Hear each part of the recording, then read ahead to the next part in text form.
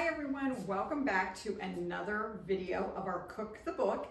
If you're new to us, this is Valerie and I'm Tina, and we do a monthly video called Cook the Book, which is us drawing inspiration from a book, most often a fiction book, to make something delicious and yummy here for you. Our recipes are typically quick and easy, and because the holidays are upon us, we've got our amazing necklaces on, and we're going to make sugar plum surprises. But the most interesting thing about this is this recipe came to us from author Abbie Roads. She was kind enough to give us the recipe for our annual library holiday cookbook. And our current one for this year contains more than 130 recipes, a lot of them from staff and from families, from our patrons, from many authors. And also we have some retro recipes in there, some favorites from our holiday cookbooks of the past. But again, our recipe we're featuring today is author Abbie Roads. Here are a couple books that we have on display of hers. Let me tell you a little bit about Abbie if you're not familiar with her. She's the best-selling author of the Fatal Dreams series and the Fatal Truth series. Her novels have won many, many awards. Her debut novel, Race the Darkness, was a Publisher's Weekly Top 10 Fall Romance book.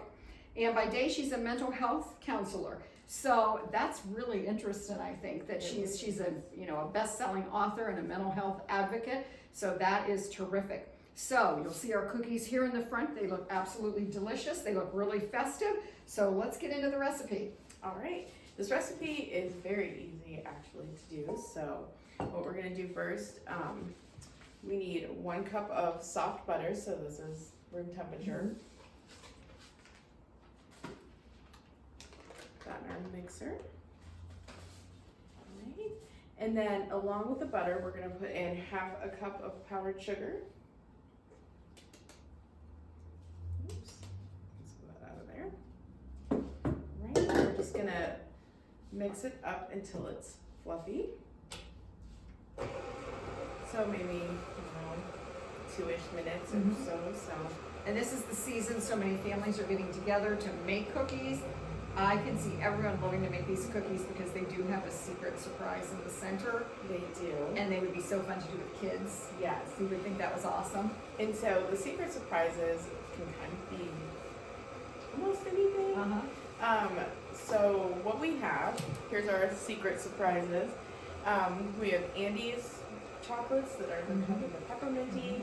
And then we have the mini like 3 Musketeers Snickers, and there's Milky Way caramel, which is awesome. Yes. And in this one, there's also 3 Musketeers dark chocolate. The midnight one's really good. Reese's peanut butter cups, and then we have hot chocolate Hershey Kisses. But you could really use any of the Hershey Kiss ones that you like. Oh, there are so many varieties of Hershey Kisses right now in the stores. Something else I saw in the store that I thought was kind of interesting was the Brock's like Starlight Mints.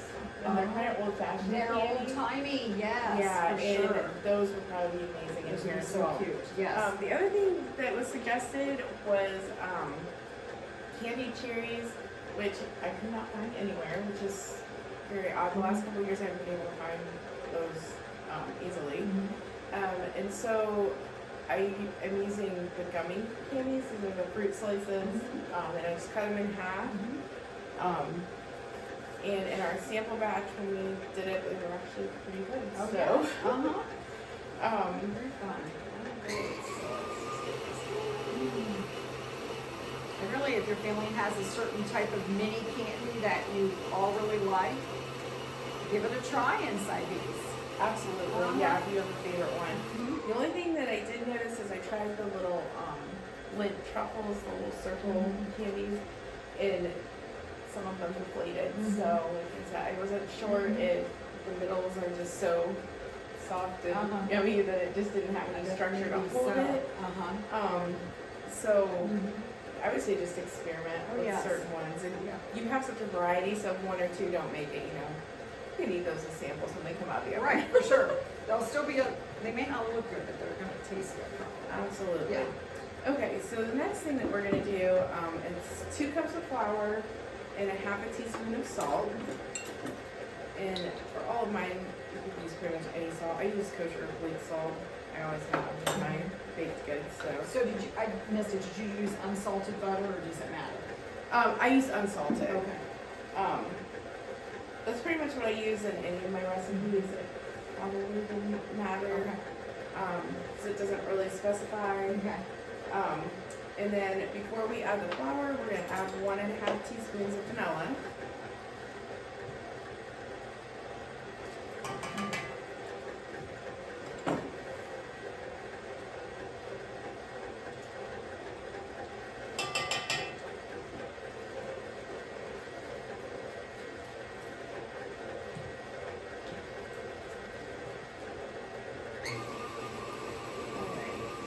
Our butter looks pretty fluffy in there. So, this. You just kind of want to scrape down your dish just to make sure everything is going to get mixed up really well. And this looks like this is not going to be a really stiff dough. So if you have a hand mixer, that would probably be okay, do you think? Actually, kind of is. Is it? Okay. Sorry about that.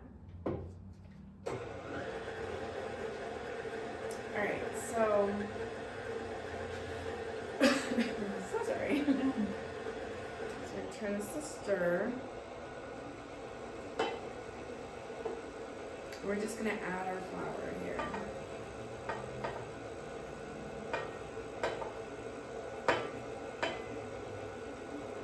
I'm so sorry. Should run water for me. Oh gosh. I can grab you one. That might be good. Yes. Thank you, so sorry.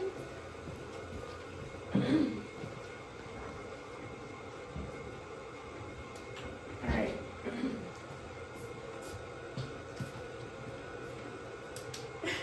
Thank you so much. The lid is loose. Get those little tickles in your throat, That's and then right. they're just not going to go away. Yes, for sure. Alright, that should be better. And like most of the recipes that we do on Cook the Book, it really does smell good. The batter just, it smells good. It does. Alright. So our dough is actually pretty stiff dough. It is. Yeah. So do you think if they had a hand mixer, it would just take a little bit longer, or would you think that might happen? You could probably do this in a hand mixer. I would just kind of be careful because I'm thinking maybe the motors aren't as strong sometimes, depending on what mixer you have. Yes. And you just don't want to damage that. But I mean, honestly, you could probably do that in here. All right.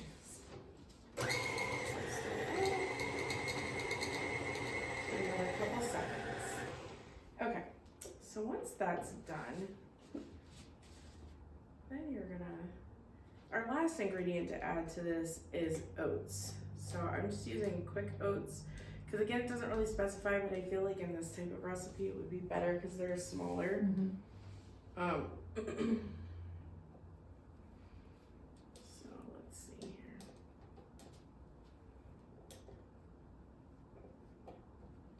Get all our good cookie dough off of here.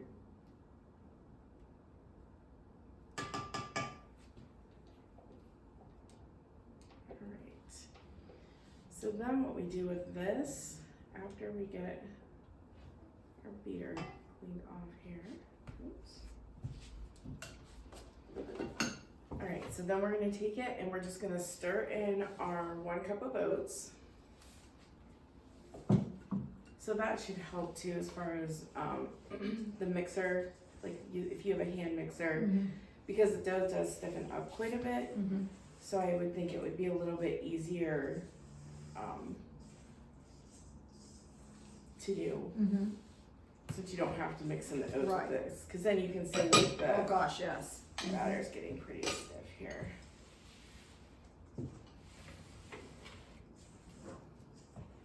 Alright. So, as you can see, it's a pretty stiff dough.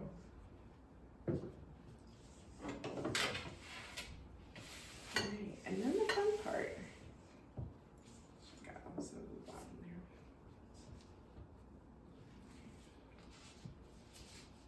I just like to take a little spatula and clean up my big spatula so we have all the dough where it belongs here. And no eggs. And no eggs. Since no eggs and no other liquid other than the vanilla. So I was kind of surprised. I was like, wondering if when I typed it up, did I miss something? But I was like, okay, we're just gonna see how this goes. So it's kind of a fun dough.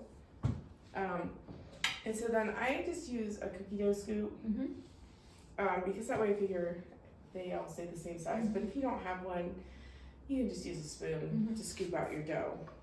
So once you do that, or if you're using a scoop, so just do that. And so if you're using a scoop, I like using the flat side because I think it's a little easier and then the bottom's already rounded out. And then, do you have a choice of candy you would like in the center? I want an Andes mint. Andes mint. This good? Oh, sure, a peppermint one. Even better. That's super seasonal. All right. So then you just stick that in the middle. And then you just kind of wrap the dough around it evenly. Oh, that's easy. Yeah. And these are pretty fun because it just ends up and just, like, it really is, because then when I started doing all of the ones for the samples, I was like, oh, I really don't know what's in these now that I've done them, because I would just go through and just pick different candies to put in them. So it really is a surprise cookie. It really is. So yeah, and then you just, these are half-size baking sheets, and I just put 4 in a row and 3 down. They kind of, I mean, you can see, this is the same thing. They don't spread a lot. Right, okay. So, I mean, it's, So you get quite a few probably on a get tray. a few more in there than what I put on. I just get paranoid. Right, yes. So really, that's all there is. Yes. So, Oh, that sounds awesome. and then when you go to bake these, they don't require refrigeration or anything. It's $3.25 for 20 minutes. Nice. And I did it exactly 20 minutes, and they turned out perfectly. So. And they're a really nice size cookie too. They are. One last thing for these cookies. So when you take them out of the oven, I let them sit maybe, I don't know, 3 to 5 minutes, something around there. And then I took 2 cups of powdered sugar, and in the recipe it tells you while they're still warm, after they come out of the oven, roll them in the powdered sugar. So. Delicious, and those would be so pretty on a holiday platter with some other really cookies, because they have a little different look than chocolate chip or anything like that. Add a little interest to your platter. Well, that sounds awesome. We're so happy you joined us. Thank you again to author Abbie Roads for sharing this fun holiday recipe with us. And if you're local and would like one of our cookbooks, give us a call or stop in. And this is a yearly thing that the library does, having the yearly holiday cookbook. So we're very proud of that. Thanks again, and thanks Valerie, and we'll see you next time on Cook the Book. Bye.